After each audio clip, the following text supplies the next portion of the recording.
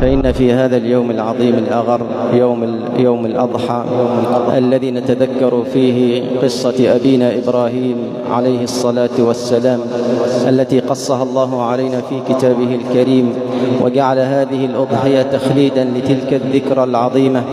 وإذ ابتلى إبراهيم ربه بكلمات فأتمهن. وقال الله سبحانه وتعالى عنه إذ قال له ربه أسلم قال أسلمت لرب العالمين، فحقق معنى الإسلام الحقيقي الذي هو الاستسلام لله سبحانه وتعالى. فبعد أن تعلق قلبه بولده وكان دائما ما يسأل ربه جل وعلا أن يرزقه الذرية الطيبة، فرزقه الله سبحانه وتعالى ذرية طيبة، ولده إسماعيل النبي الكريم والولد البار. فماذا كان من ذلك؟ أن ابتلاه الله سبحانه وتعالى بأعظم ابتلاء، وهو أن يذبح ولده. فلما بلغ معه السعي قال يا بني إني أرى في المنام أني أذبحك فانظر ماذا ترى.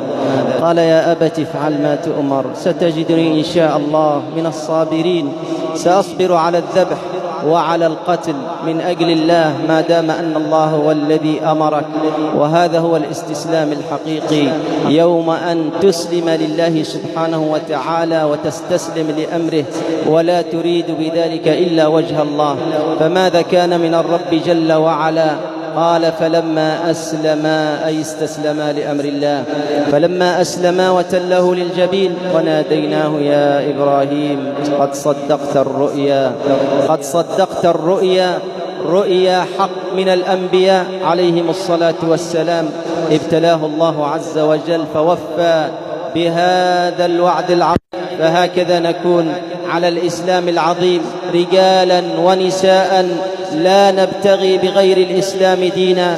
نحن أمة أعزنا الله عز وجل بالإسلام، فمهما ابتغينا العزة في غيره أذلنا الله.